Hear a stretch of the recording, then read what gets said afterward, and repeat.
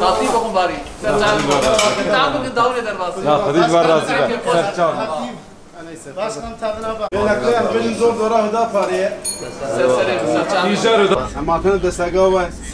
Ben dora hıda pariye. İnşallah. Alve göreyim kışa denemek ve cariye müda parji destek bikin inşallah. İnşallah başkan. Eyvallah. Emir köy he. Tamam şakir olsun. Esnaf hene hakkı vanç he. Tarasa şakir. Eyvallah. Hacı vedat. Selam aleyküm. Adayım bey içinare. Merhaba. Merhaba inşallah. Baş inşallah. Baş inşallah. Baş inşallah.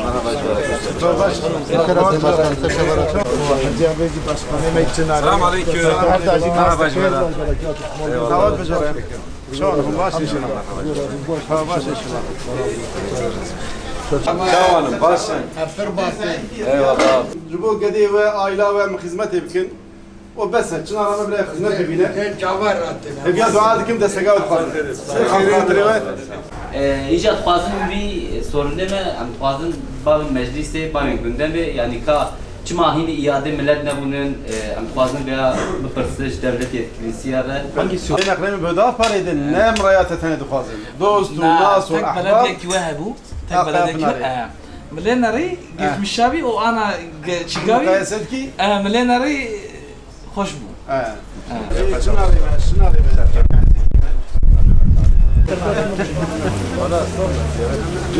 Selam aleyküm. Şavan başın. Şoğlum baş inşallah. Milletvekili mi?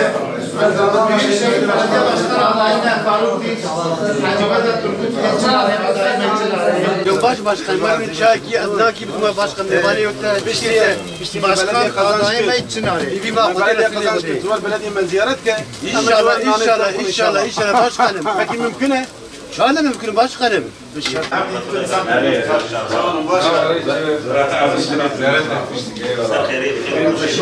Bugün İl Başkanımız Sayın Zeynül Abidin Gülsever ve Çınar Belediye Başkan adayımız Sayın Vedat Turgut ve ilçe teşkilatımızla birlikte Çınar esnafımızı ziyaret ettik. Tek tek gönüllerine dokunduk. Ancak mevcut piyasadaki istikrarsızlık artık esnafımız, vatandaşımız sorunlarını bile anlatmıyor. Çünkü ciddi bir umutsuzluk var.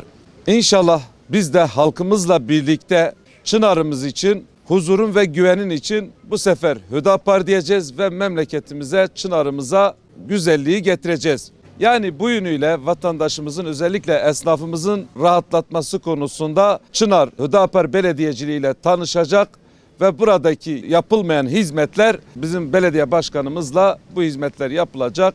Çınar huzura kavuşacak. Özellikle yollarıyla ilgili yapılmayan hizmetler ve Çınar'ın sürekli böyle sessiz kalan, yalnız kalan bir ilçe olmaktan çıkacaktır. Bu yönüyle hem köylerimize hizmet gelecek ve hem de Çınar'ımıza hizmet gelecek ve hem de esnafımız bu konuda rahatlayacaktır diyoruz.